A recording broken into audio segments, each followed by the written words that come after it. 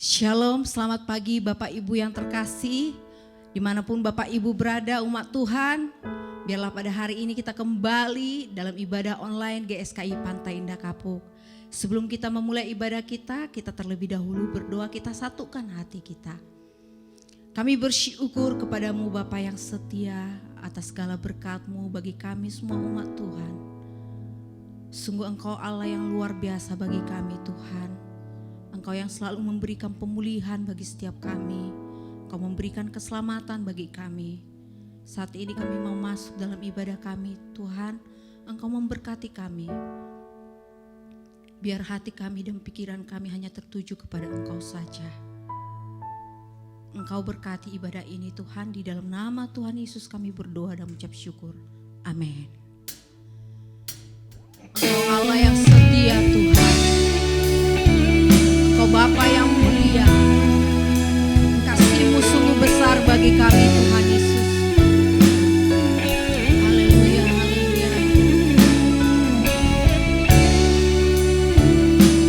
Mari Bapak Ibu kita naikkan pujian ini dari segenap hati kita, hati yang tulus di hadapan Tuhan.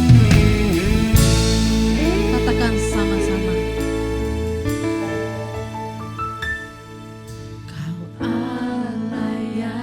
Setia,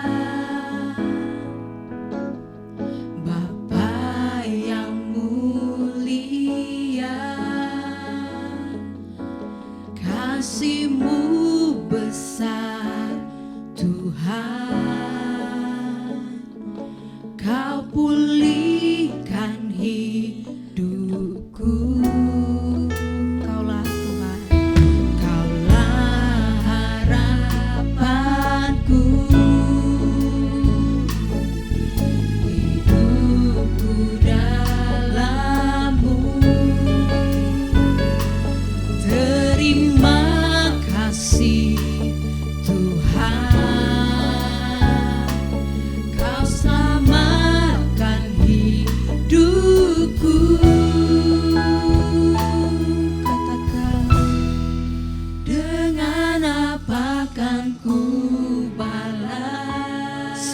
Kebaikan-Mu Tuhan, segala kebaikan-Mu, dengan hati yang menyembah bagi-Mu, segenap hatiku menyembah-Mu Yesus, ku bersyukur padamu, dengan apa kan ku balas segala kebaikan-Mu.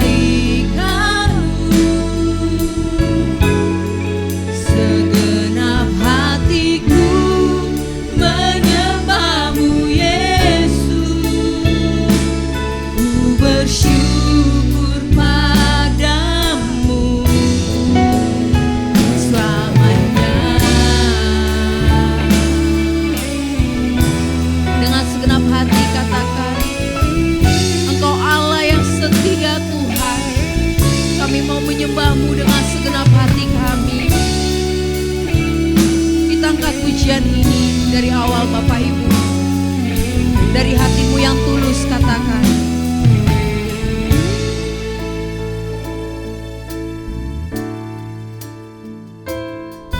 Kau Allah yang setia, Bapa yang mulia, kasih-Mu besar Tuhan, Kau pulihkan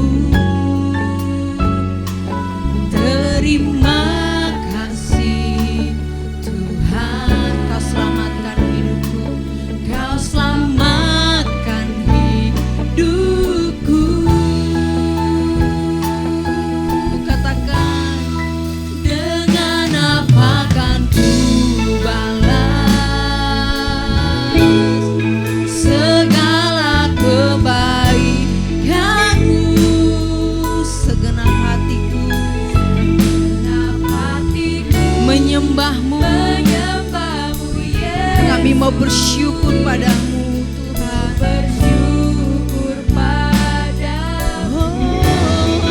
Dengan apa kan ku balas segala kebaikanmu. Segenap hatiku menyembahmu Yesus. Ku bersyukur padamu. Dengan apa kan ku balas ya Tuhan? Dengan apa kami balas segala kebaikan Tuhan? Selain pujian penyembahan kami saat ini, hatiku menyembahmu Yesus. Ku bersyukur padamu. Dengan apa kan ku balas, haleluya, segala kebaikanmu. Segenap hatiku menyembahmu Yesus. Ku bersyukur padamu selamanya. Mari umat Tuhan kita sembah Dia. Haleluya. Kami sembah Kau Tuhan. Haleluya.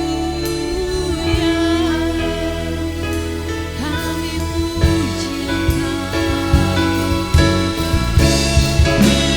Kami tinggikan namamu. Haleluya. Haleluya. Terima kasih. Terima kasih Tuhan. Dengan lembut datang bersama-sama. Dengan apa kan ku balas, segala kebaikanmu.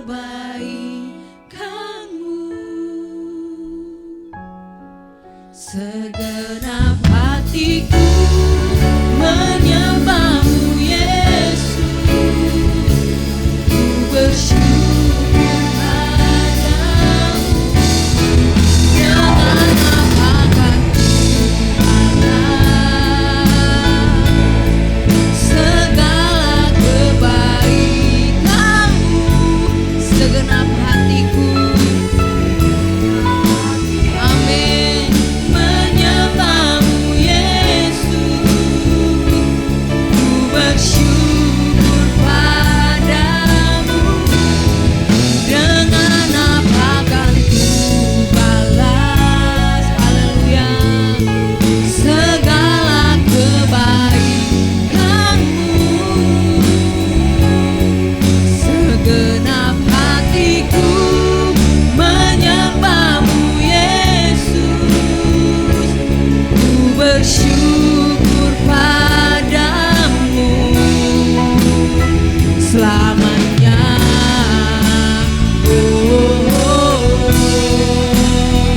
Selamanya.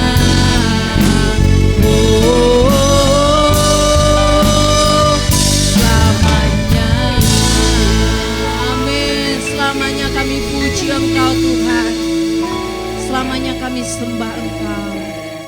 Kami mau masuk gerbangnya Tuhan dengan hati yang bergirang, dengan sukacita yang daripada surgawi turun atas kami.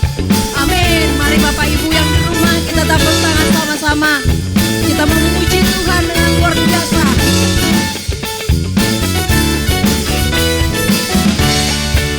Kita angkat pujian ini. Ku masuki gerbangnya dengan hati bersyukur, halamannya dengan pujian. Kataku hari ini harinya Tuhan, ku bersuka sebab yakin. Ku masuki gerbangnya dengan hati bersyukur, halamannya dengan pujian.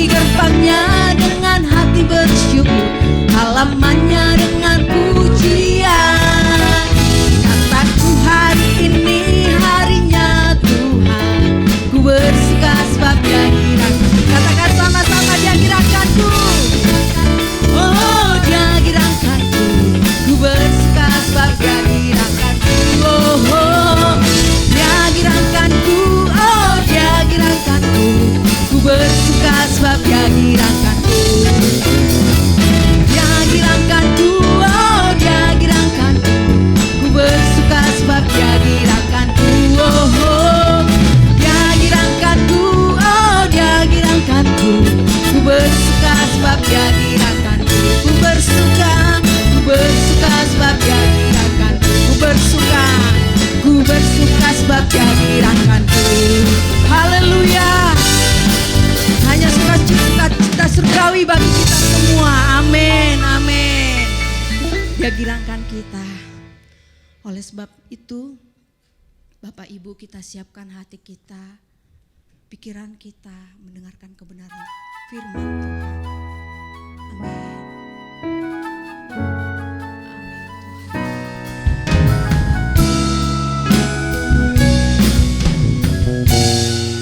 Dengan segenap hati katakan, lebih dari segalanya, dalam segala perkara selalu melakukan kehendak Bapa.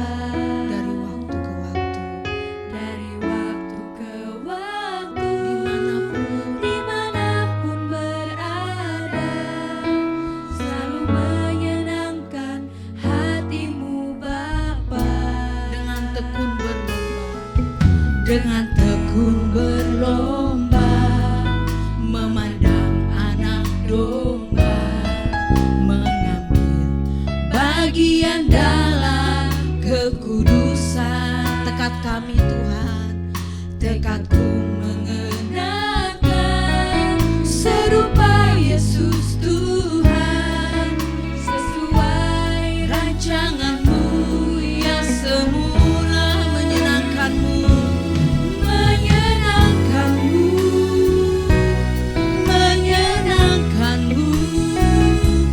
dimanapun dan kapanpun, dalam segala perkara. Menyenangkan-Mu, menyenangkan-Mu sejak di bumi sampai selamanya. Mari Bapak Ibu, kita naikkan pujian ini dari segenap hati kita yang tulus. Lebih dari segalanya, dalam segala perkara selalu melakukan kehendak Bapa. Dari waktu ke waktu, dimanapun berada, selalu menyenangkan hatimu Bapa. Dengan tekun berlomba, dengan tekun berlomba, memandang anak domba, mengambil bagian dalam kekudusan. Tekadku Tuhan, tekadku mengenal serupa Yesus Tuhan, Yesus Tuhan. sesuai rancangan-Mu yang semula. Katakan menyenangkan-Mu. Menyenangkan-Mu, Amin. Menyenangkan-Mu dimanapun dan kapanpun, dalam segala perkara. Menyenangkan-Mu, menyenangkan-Mu sejak di bumi sampai selama. Katakan menyenangkan-Mu, hanya menyenangkan-Mu Tuhan.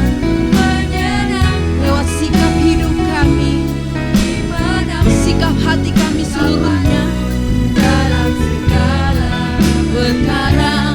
Menyenangkan-Mu, menyenangkan-Mu sejak di bumi sampai selama. Sejak di bumi, sejak di bumi sampai selamanya. Sejak di bumi sampai selamanya.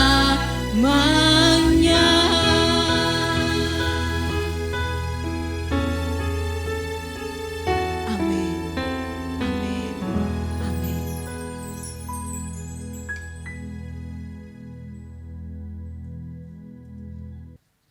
Haleluya, kita baru mendengar satu pujian yang luar biasa. Hendaklah sekali lagi, hendaklah seluruh hidup kita merupakan pujian di hadapan Tuhan. Mari kita tundukkan kepala sebelum kita mendengar firman kebenaran. Bapa di surga, kembali kami datang ke hadirat-Mu. Cerahi kami Tuhan. Cerahi seluruh hidup kami, pikiran, perasaan, dan seluruh aspek hidup kami. Pakai mulut hamba-Mu ini untuk menyampaikan kebenaran firman-Mu. Hanya di dalam nama Tuhan Yesus, Tuhan dan Juru Selamat kami. Kami berdoa dan mengucap syukur. Amin. Amin. Bapak Ibu sekalian, banyak orang hidup sangat memperhatikan kesehatannya. Mereka sangat perfect dalam banyak hal. Memperhatikan makanannya, istirahatnya, dan sebagainya. Mereka mengusahakan supaya hidup sehat. Indikator suatu tubuh itu sehat atau tidak, itu bisa dilihat dari misalnya tekanan darahnya. Kalau tekanan darah seseorang 120/80, itu sangat ideal. Tetapi kalau tekanan darahnya mulai tinggi, itu berbahaya. Dalam jangka waktu yang lama itu akan membahayakan. Ya. Demikian juga dengan indikator kesehatan yang lain, misalnya kolesterol, kadar gula, kadar asam urat, dan sebagainya. Ada banyak sekali kadar indikator kesehatan seseorang. Dan kesehatan ini sangat tergantung daripada banyak faktor. Apa yang masuk ke dalam tubuh kita sangat mempengaruhi kesehatan kita. Makanan, minuman, dan semua hal yang masuk ke dalam tubuh. Semua yang memapar ke tubuh kita, sinar matahari, radiasi, elektromagnetik, dan sebagainya, sangat mempengaruhi kesehatan kita. Suasana hati juga, itu yang terutama. Sangat mempengaruhi bagaimana indikator kesehatan tadi tampil. Dan tentu saja bagaimana tubuh kita melakukan detoksifikasi, membuang racun yang ada di tubuh kita ini. Idealnya tubuh kita akan melakukan detoksifikasi secara otomatis. Nah, jadi banyak orang sangat memperhatikan faktor-faktor ini demi menjaga kesehatan tubuhnya. Padahal kita tahu bahwa manusia terdiri dari tubuh, jiwa, dan roh.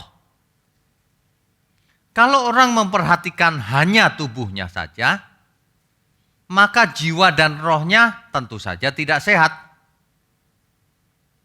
Tubuh yang dijaga kesehatannya saja bisa saja sakit, apalagi jiwa dan roh kita.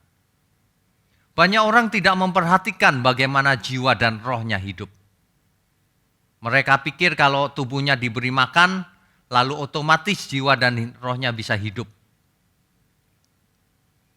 Inilah yang akan kita bicarakan pada kesempatan minggu pagi ini.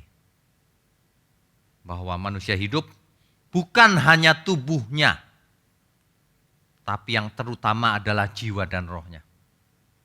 Sebab tubuh manusia itu fana, seperti kita tahu, tubuh ini tidak bakalan masuk surga.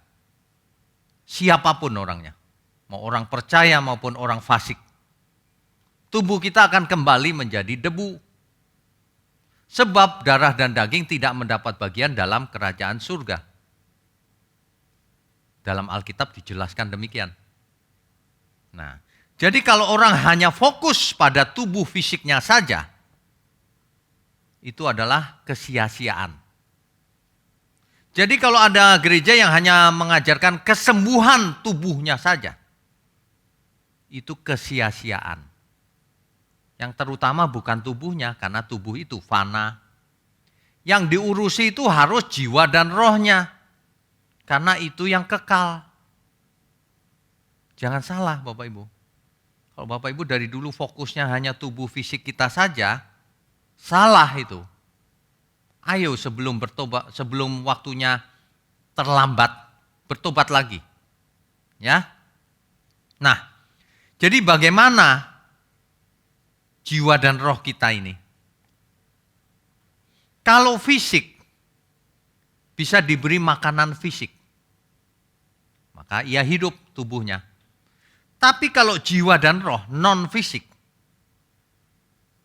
harus diberi sesuatu supaya hidup.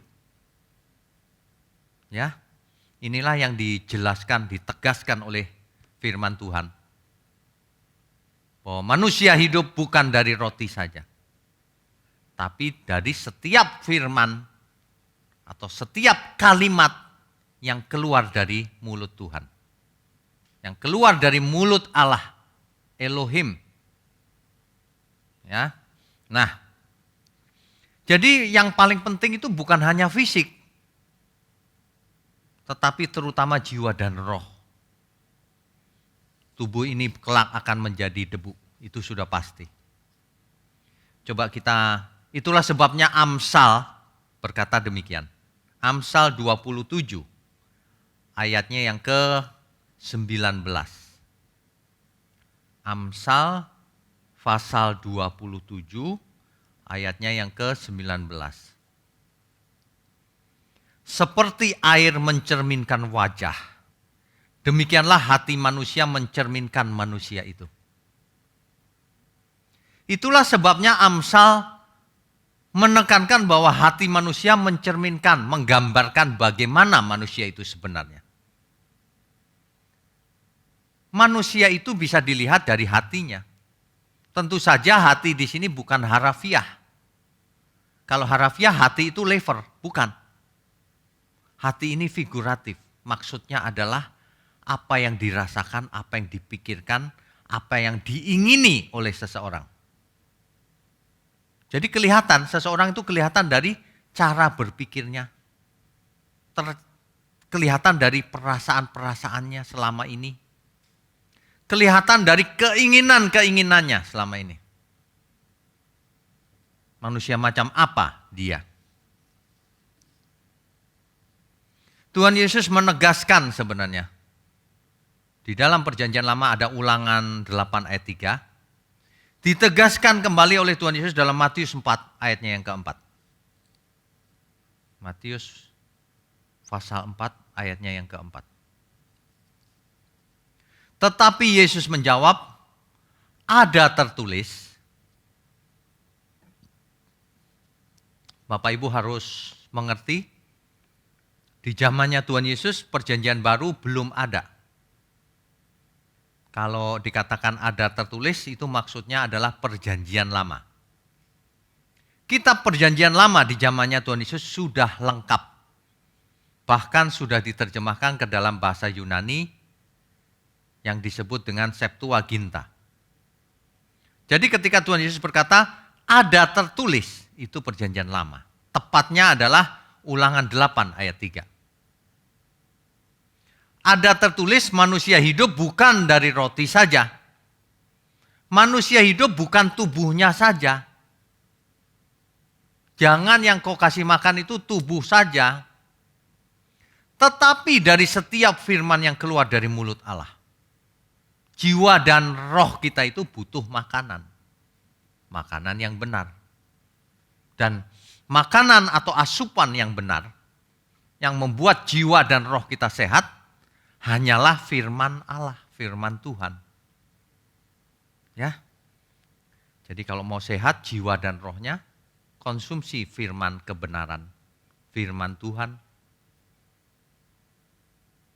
Oke. Pada umumnya manusia hanya memperhatikan kesehatan tubuhnya. Buktinya apa? Mereka memilih makanan yang sehat. Sebagian karena tidak mengerti, pilih makanan yang enak. Mereka pikir dengan makan enak lalu tubuhnya menjadi sehat. Mereka menyediakan fasilitas-fasilitas yang nyaman bagi tubuhnya. Mereka melakukan investasi. Uangnya diinvestasi ke sana ke sini agar mempunyai keamanan dalam bidang finansial. Untuk menjagai tubuhnya kalau sakit, kalau memerlukan obat dan sebagainya. Tetapi banyak orang tidak atau kurang memperhatikan kesehatan jiwa dan rohnya. Buktinya apa? Kita buktikan saja. Buktinya banyak orang tidak mau atau jarang belajar firman Tuhan. Untuk mengenal Tuhan dan kehendaknya lebih jauh. Jarang yang mau. Buktinya apa? Kita mengadakan pendalaman Alkitab online yang ikut cuma itu-itu saja orangnya. Jumlahnya cuma sebegitu-sebegitu saja. Ini terbukti banyak orang tidak tertarik firman Tuhan. Orang tidak tertarik untuk sehat jiwa dan rohnya. Itu sebabnya ajaran yang mengatakan kesembuhan tubuh laris. Orang hanya memperhatikan tubuhnya, tidak jiwa dan rohnya. Diberi firman Tuhan, tidak peduli.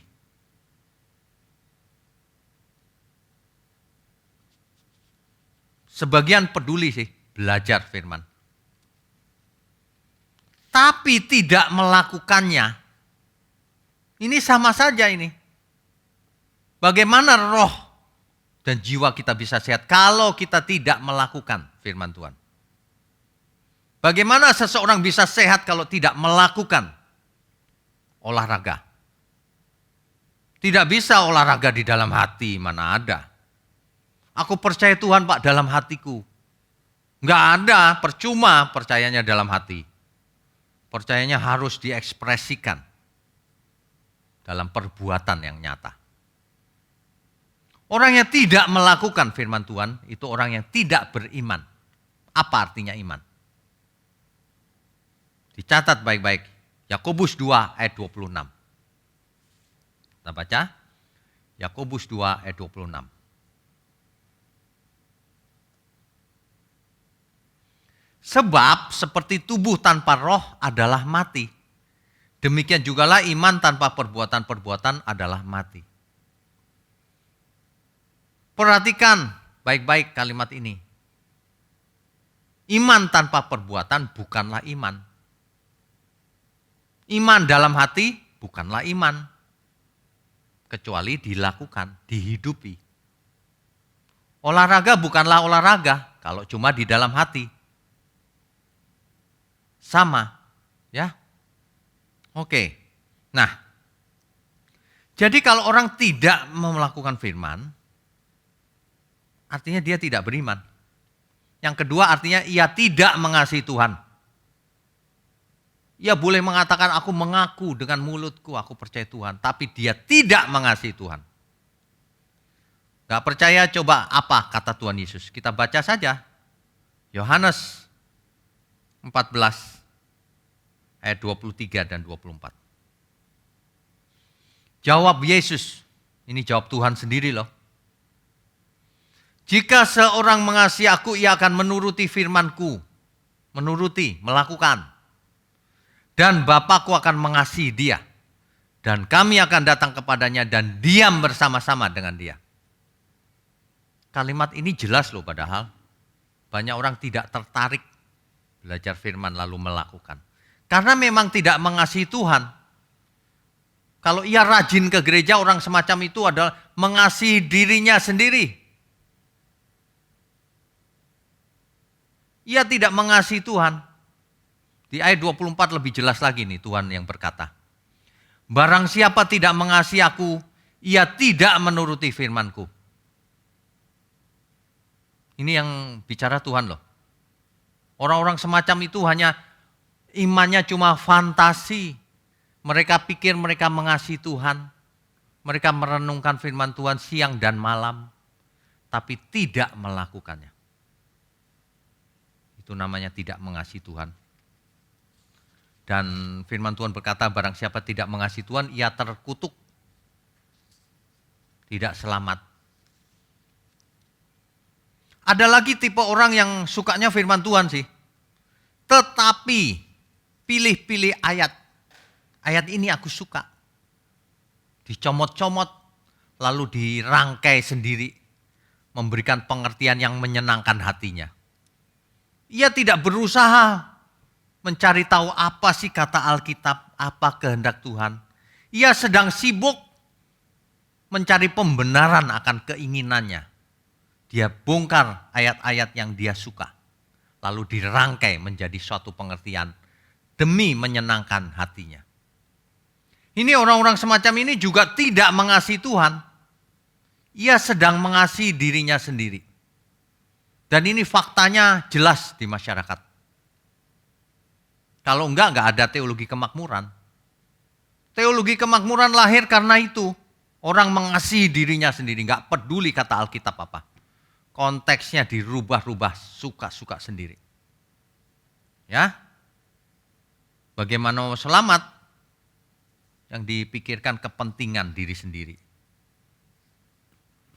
Makanya ada banyak orang yang fokusnya hanya mujizat. Kalau ke gereja mujizat melulu yang diomongin. Bukannya bagaimana kita memuaskan hati Tuhan. Malah bagaimana aku mengalami mujizat. Mujizat itu tidak usah diragukan, kalau Tuhan mau pasti terjadi. Kita nggak usah mengejar-ngejar mujizat. Kita harus mengejar iman yang benar, kesempurnaan, kehendak Tuhan. Bukan mengejarnya mengalami mujizat. Ini penyimpangan ini. Mujizat diadakan supaya kita sembuh dan kita punya kesempatan mengejar lagi kesempurnaan. Jangan sembuh mengejar mujizat terus. Udah sembuh mengejar mujizat terus. Yang diomongin itu terus. Nggak maju-maju. Tidak mengasihi Tuhan itu. Mengasihi diri sendiri.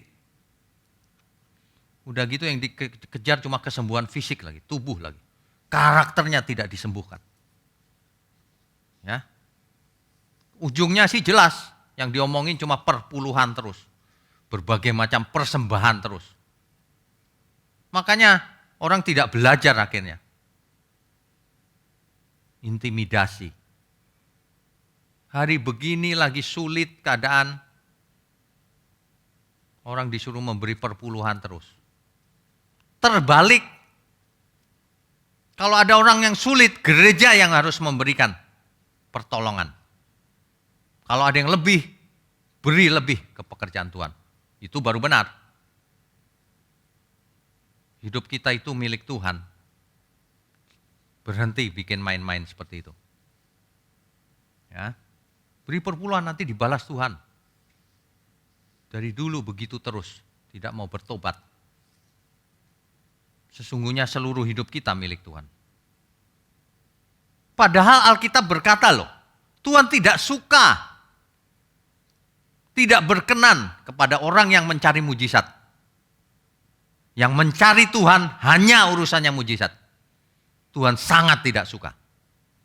Gak pernah baca kan ayatnya? Makanya jangan suka pilih-pilih ayat. Coba kita baca sekarang, jangan pura-pura tidak tahu. Yohanes 2 ayat 23 dan 24.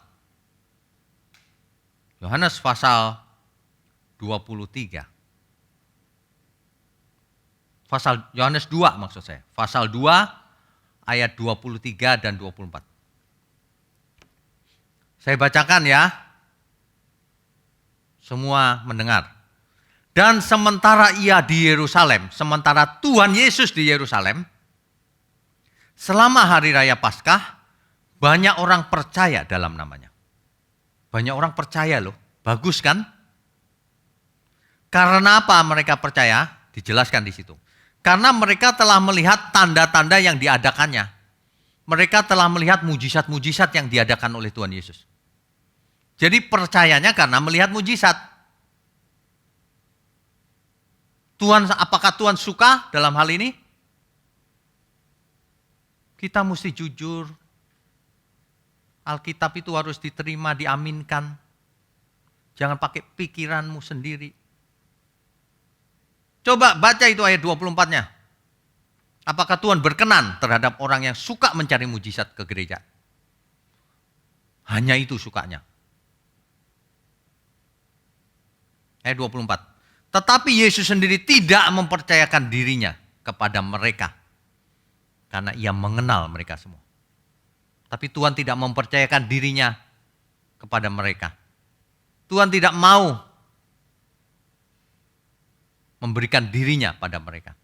Karena Tuhan tahu mereka itu cuma datang kepada Tuhan kalau mencari mujizat, kalau mencari roti, kalau mencari berkat. Mereka tidak cinta Tuhan, tidak mengasihi Tuhan. Karena kalau mereka mengasihi Tuhan, mereka akan melakukan seluruh perintah Tuhan. Bukan cuma perpuluhan, bukan cuma kesembuhan fisik itu melulu yang diomongin. Yang terutama adalah berhenti berbuat dosa. Jadi berkat bagi sesama. Itu iman yang sempurna itu. Ya, gereja Tuhan jangan dibuat untuk permainan, pengumpulan dana dan sebagainya. Gereja Tuhan harus menjadi sumber keselamatan di dalam Tuhan Yesus. Supaya manusia mengalami pencerahan, pembaharuan akal budi. Mengenakan kodrat ilahi. Berubah kodratnya. Dari kodrat duniawi menjadi kodrat surgawi. Berkodrat dosa menjadi berkodrat ilahi. Karakter building. Karakternya dibangun oleh kebenaran. Itu fokusnya. Soal mengalami mujizat atau tidak penting. Manusia tidak mengalami mujizat tidak masalah. Tapi harus hidup kudus, tak bercacat, tak bercelah.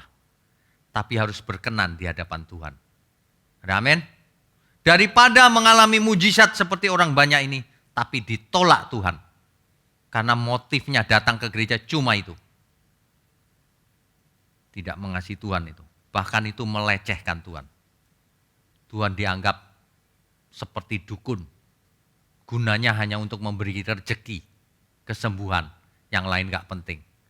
Justru Tuhan kita berbeda. Yang penting kesembuhan jiwa dan roh. Yang penting kesehatan jiwa dan roh. Bukan hanya tubuh. Ya, jiwa dan roh ini hanya bisa sehat, hanya bisa matang, iman hanya bisa sempurna kalau kita mendengar firman kebenaran. Roma 10 ayat 17, di situ dikatakan. Roma 10 ayat 17. Jadi iman timbul dari pendengaran dan pendengaran oleh firman Kristus. Bapak Ibu saudara sekalian jangan bicara begini, tapi saya mendengar firman Pak. Iya kalau firman dirangkai-rangkai tadi seperti tadi, dicomot sana comot sini, dipilih-pilih untuk menyenangkan hati itu bukan firman. Itu pengertiannya jadi salah, meleset dari kebenaran. Firman Tuhan itu harus dimengerti sesuai apa kata Alkitab, bukan apa kata hati manusia. Ya.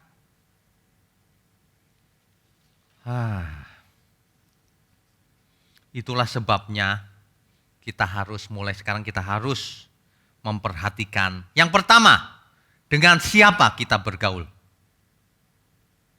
1 Korintus 15 ayat 33. 1 Korintus 15 ayatnya yang ke-33. Janganlah kamu sesat. Kamu jangan sesat. Pergaulan yang buruk merusakkan kebiasaan yang baik. Kamu jangan bergaul dengan orang-orang fasik, nanti kamu menjadi fasik. Makanya ya, coba lihat teman-teman kita. Kalau teman kita fasik, kita fasik. Makanya orang fasik menggerombol sesama fasik. Makanya orang yang bicaranya tidak sopan menggerombol dengan orang-orang yang bicaranya tidak sopan. Makanya orang yang suka menyerang di internet menggerombol dengan orang-orang yang suka menyerang juga. Orang yang tidak punya etika menggerombolnya dengan orang yang punya etika. Tidak cocok mereka kalau berbeda gerombol. Orang benar gerombolnya dengan orang benar. Bukan dengan orang fasik. Itu sudah otomatis. Perhatikan dengan siapa kita bergaul. Sebab itu membawa pengaruh. Pergaulan yang buruk merusak kebiasaan yang baik. Ya, perhatikan itu mulai sekarang. Yang kedua, Amsal 27 ayat 17. Besi menajamkan besi, orang menajamkan sesamanya. Makanya perhatikan. Kalau kita bergaul tuh perhatikan. Karena kita ditajamkan oleh sesama kita juga. Dan perhatikan, kalau kita mengalami gesekan dengan sesama, itu pun untuk kebaikan. Untuk menajamkan kita. Untuk mendewasakan kita. Jadi kalau hari ini kita mengalami ditipu oleh teman sendiri, itu pun untuk mendewasakan kita. Amin. Kalau begitu ciri-cirinya apa? Jiwa dan roh yang sehat itu. Inilah yang kita harus mengerti dengan benar agar kita menjadi sehat jiwa dan roh kita. Agar berkenan bagi Tuhan. Sebab ibadah yang sejati itu mempersembahkan tubuh kita. Tubuh itu maksudnya hidup kita. Hidup yang bagaimana? Hidup yang sehat, jiwa yang sehat, roh yang sehat, yang berkenan di hadapan Tuhan. Itulah ibadah yang sejati. Ciri-ciri jiwa dan roh yang sehat, yang pertama, ia akan hidupnya teosentris. Hidupnya akan berpusat kepada Tuhan. Segala sesuatu yang dia lakukan akan dia persembahkan bagi Tuhan. Itulah ciri jiwa yang sehat. Ciri jiwa yang sakit atau roh yang sakit. Ia akan datang kepada Tuhan untuk menggunakan kuasanya, untuk kepentingannya, untuk egonya. Itu ciri jiwa yang sakit itu.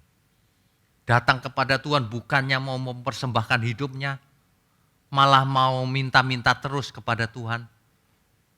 Tidak pernah memberi, maunya diberi terus. Tidak pernah memperhatikan orang lain, maunya diperhatikan. Diperhatikan Tuhan, diperhatikan sesama. Egosentris. Itu ciri orang yang sakit jiwa. Ya. Yang kedua, ciri orang yang sehat jiwa dan rohnya, yang benar. Itu adalah yang mengerti firman kebenaran. Tanpa mengerti firman, orang tidak akan sehat jiwa dan rohnya. Orang tidak akan berkenan, tidak akan matang, tidak akan dewasa. Jiwa dan rohnya. Tidak akan sempurna. Jadi hari ini kelihatan siapa yang mau dewasa dalam Tuhan, siapa yang mau menyenangkan Tuhan, siapa yang tidak. Kalau orang tidak mau belajar firman kebenaran, tidak tertarik, ya selamanya tidak akan dewasa. Kalau orang tidak mau membuang pengertian-pengertian yang salah, selamanya tidak dewasa. Mari kita belajar lagi. Seseorang yang mengerti, dia akan merdeka pikirannya. Merdeka dari kesalahan, merdeka dari ikatan-ikatan, merdeka dari banyak hal-hal yang Tuhan tidak berkenan, sudah lepas. Tidak perlu pelepasan lagi, sudah lepas. Ya. Nah, yang ketiga cirinya, tidak hidup dalam dualisme. Orang yang sehat jiwa dan rohnya, itu hidupnya tidak dualisme. Oh yang ini sekuler nih, oh yang ini rohani. Tidak demikian. Seluruh hidupnya rohani. Baik aku makan, minum, apapun, itu rohani semuanya. Bekerja pun rohani.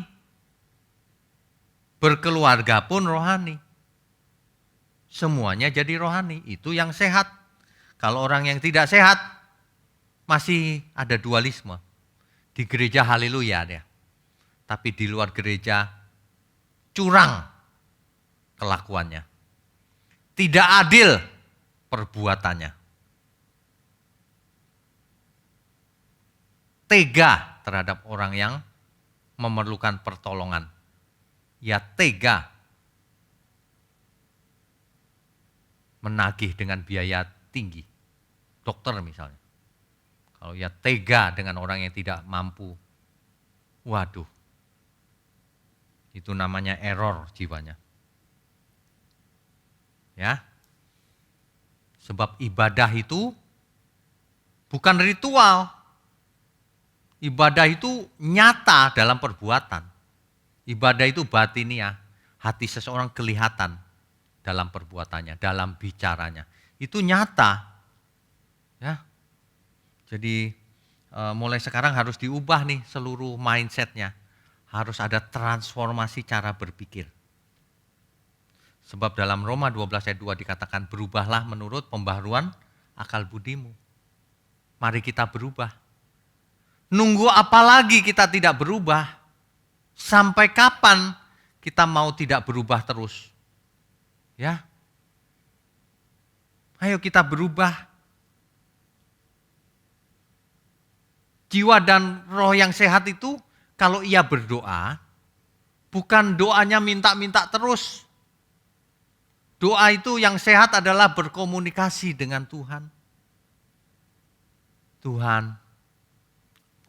Komunikasi bukan Tuhan aku minta ini Tuhan, minta itu. Aku klaim loh Tuhan pakai nama Yesus. Ini orang yang sakit jiwa. Apa saja dipakai untuk kepentingan diri sendiri. Bahkan nama Tuhan dipakai untuk kepentingan diri sendiri.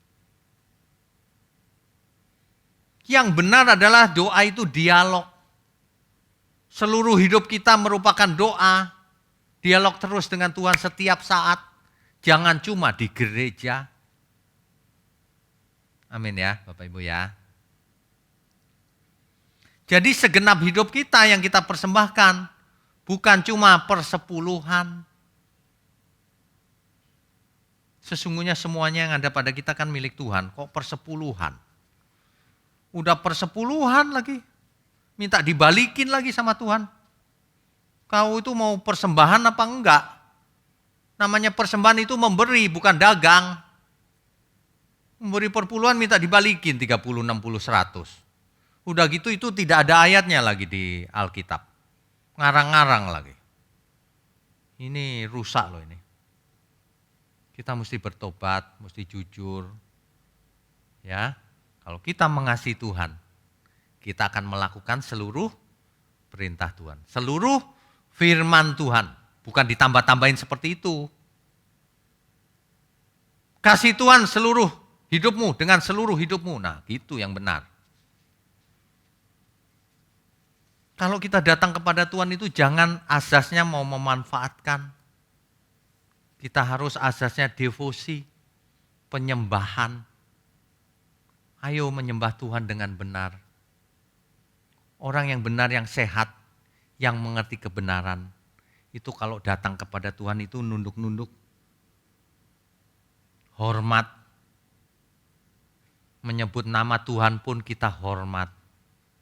Tidak berani sembarangan. Seperti kita datang kepada Sang Maharaja.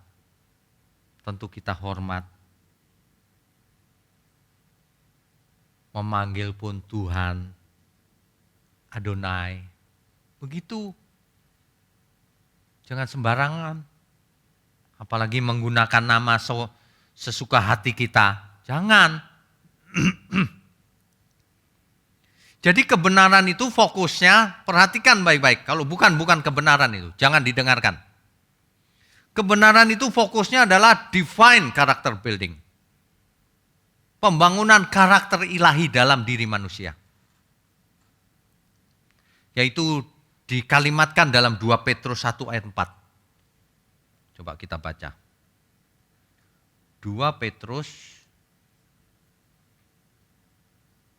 1 ayat 4. Dengan jalan itu ia telah menganugerahkan kepada kita janji-janji yang berharga dan yang sangat besar. Supaya olehnya kamu boleh mengambil bagian dalam kodrat ilahi. Supaya kita semua mengenakan kodrat ilahi dalam hidup kita. Supaya kita semua menjadi anak-anak yang ilahi. Yang dalam perbuatan kita, semua seluruh hidup kita, mencerminkan kodrat ilahi. Dan luput dari hawa nafsu dunia yang membinasakan dunia. Itu semua soal kodrat ilahi. Ya, jadi sekali lagi saya ingatkan buat kita semua Jangan menunda untuk bertobat.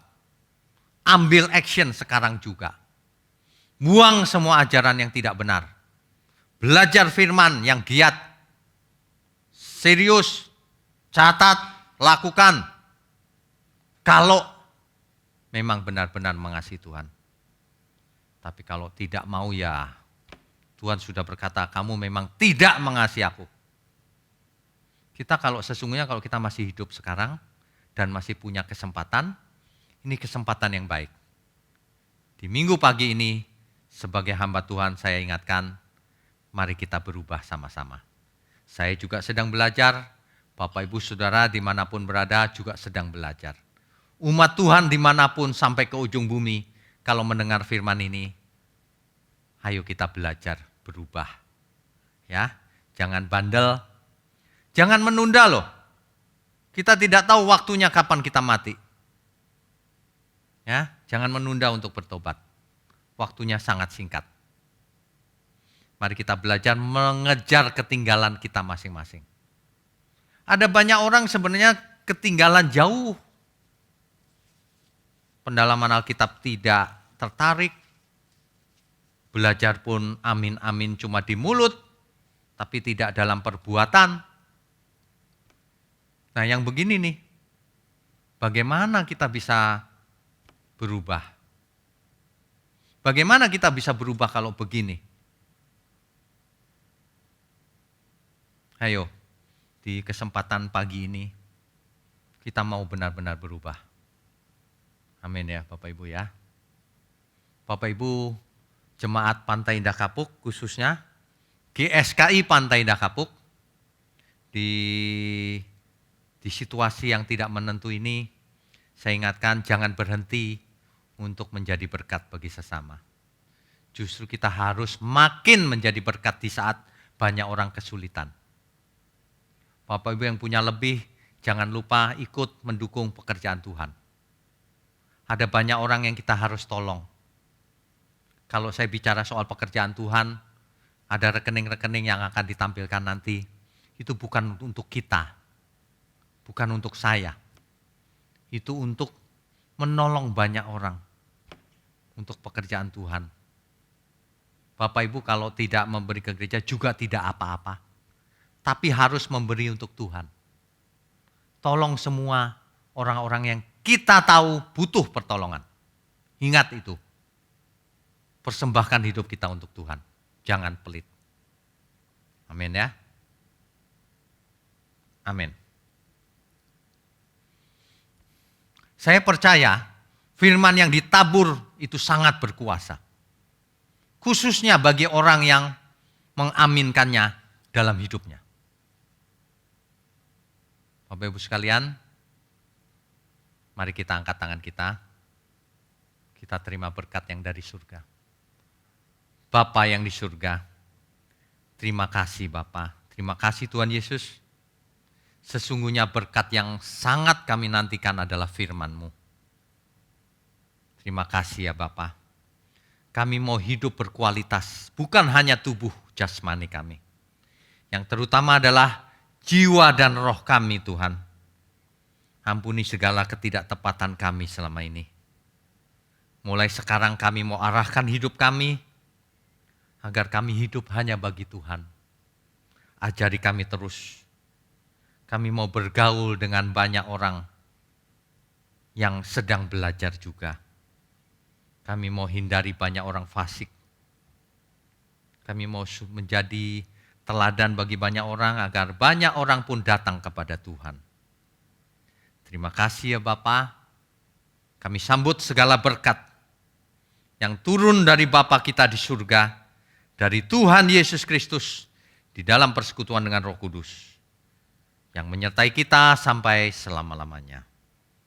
Haleluya, puji Tuhan. Mari semua katakan amin. Amin.